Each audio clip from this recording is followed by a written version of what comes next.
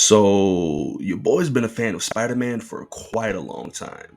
In my humble opinion, I think he's probably the best superhero ever. That's mostly due to the fact that he's so damn empathetic and relatable. About anyone can identify with him. I personally believe many people at some point in time have been Peter Parker, or at least been in his shoes. You know what I'm saying? He seems to have struck a chord with so many readers. And I think it's because he's probably more like a regular person, a normal person, than any other character.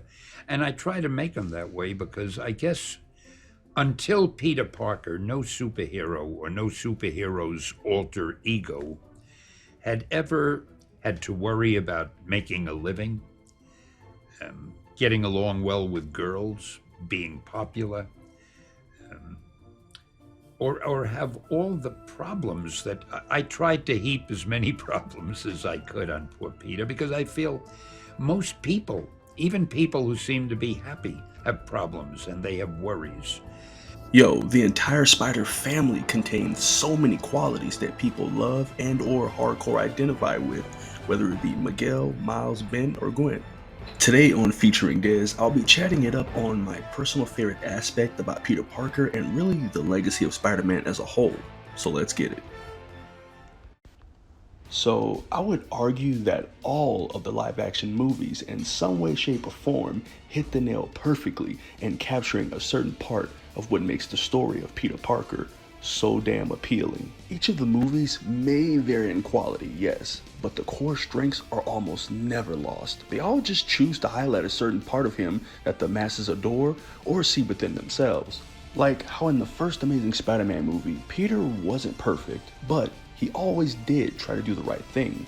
In fact, he was kind of angsty and or a jerk at times, but so was OG Peter Parker in the comics, and also in Chip Zdarsky's book, Spider-Man Life Story.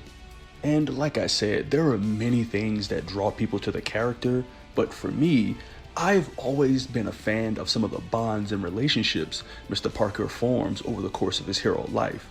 One in particular I've always found really genuine was his relationship with that of Gwen Stacy. I always found her journey charming, because Gwen kinda just fell in love with the nerd that is Peter Parker, not Spider-Man. The perfect rendition of this bond is done masterfully in the insanely good Spectacular Spider-Man animated series.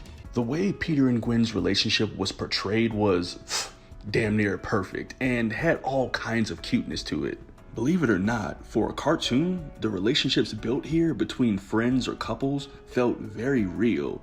They had many ups and downs without it feeling overly dramatized or hammed up like some Spidey love stories. However, there is another version that almost rivals the Spectacular Spider-Man's love story, and that version is the least talked about and the often made fun of Amazing Spider-Man 2. Now, while I somewhat enjoyed Peter and Gwen's story in The Amazing Spider-Man 1, it reached its highest of highs for me in the follow-up film. But before we talk about Mark Webb's directed Spidey film, let's hop into our imaginary mechs and switch gears real quick. I've always enjoyed when two characters joke and converse about small things until that small thing builds into something grand emotionally. However, those scenes a lot of the time only work when you have actors who truly have good chemistry and emotional range. Fortunately, Andrew Garfield and co-star Emma Stone have those. They especially excel in the chemistry department.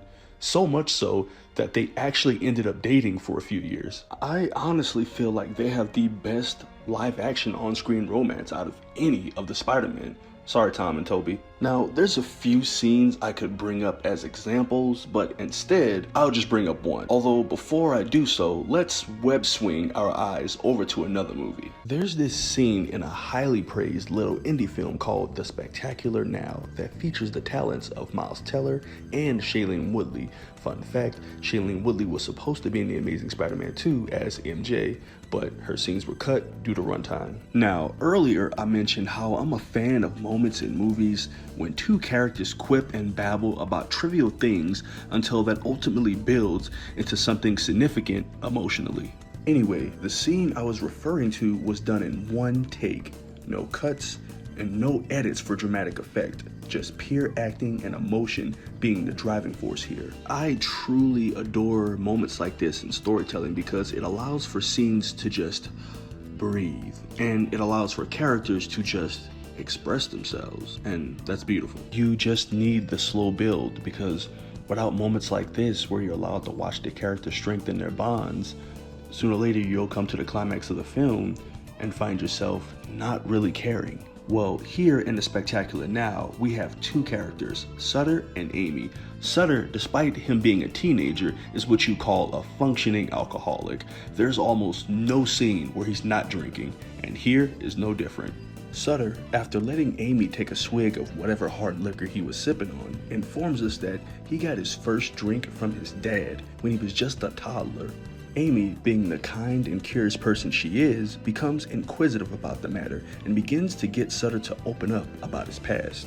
Amy then comes to the realization that she actually has quite a lot in common with the guy, and the two sort of find themselves enjoying each other's company. Sutter, while in the process of helping Amy build up her courage by making her drop as many F-bombs as possible, discovers she's never had a real boyfriend, and my guy Sutter could not be any more surprised by this news. Sutter, completely charmed by Amy, lets her know how absolutely beautiful she is, and Amy, being caught off guard, only responds in a nervous chuckle.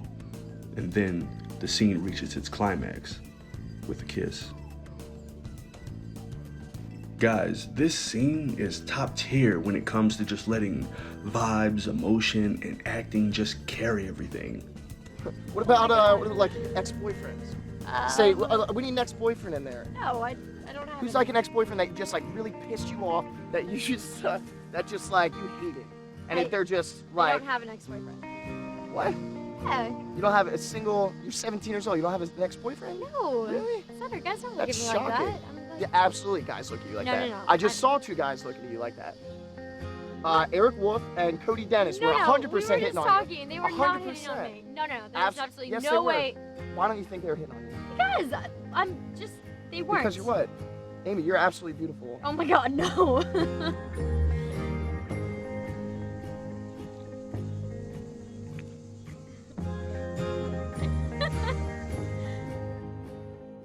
The same can actually be said about the post-breakup meetup scene in The Amazing Spider-Man 2.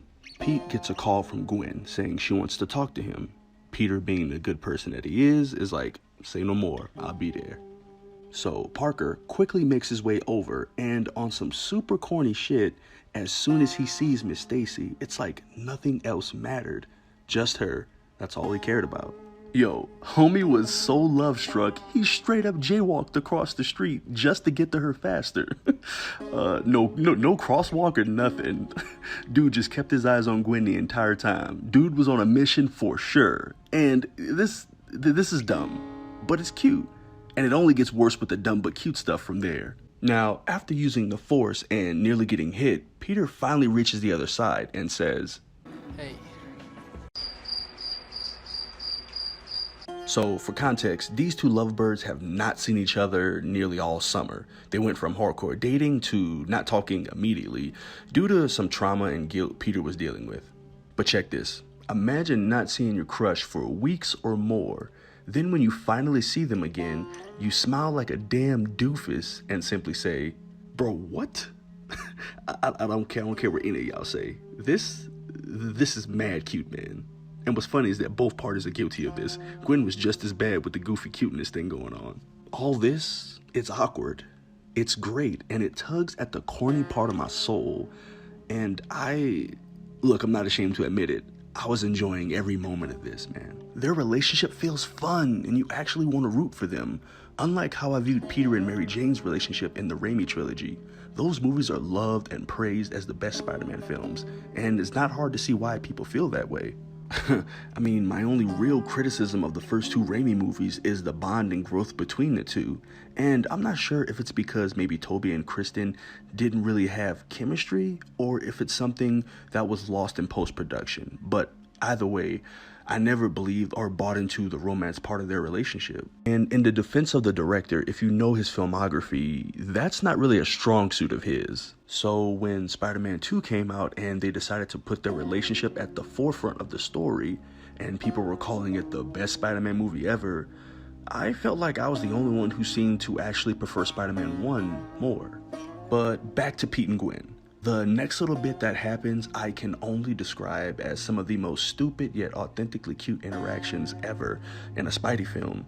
A lot of these moments were improvised.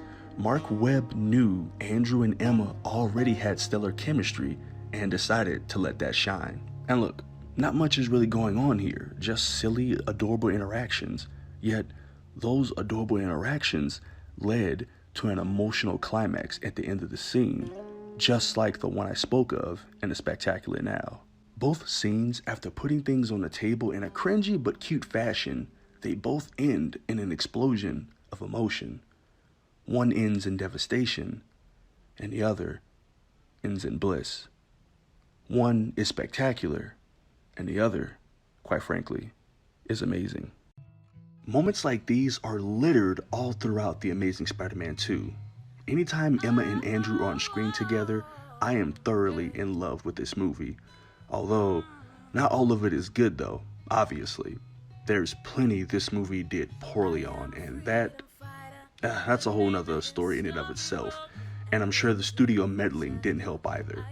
But the emphasis on these small scenes in The Amazing Spider-Man 2 actually remind me of comic book writer Brian Michael Bendis and his approach to the wall crawler. Bendis, while helming the Ultimate Spider-Man comics, would often be criticized for spending more time on panels featuring slower, more quiet, intimate Peter Parker moments than he would on any action Spider-Man moment. Naturally, some didn't like this.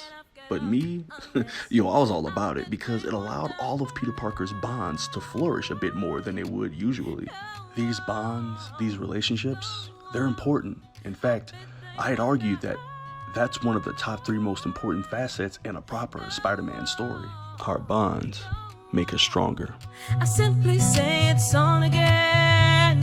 It's on again. Whoa! The world don't stop. It's on again. It's on again. Whoa!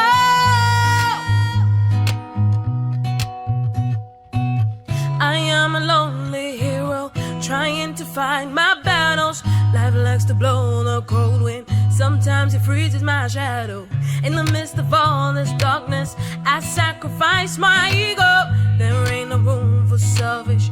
We do it for the and the night is taking over, and the moonlight gets exposure, and the players have been chosen, and it seems like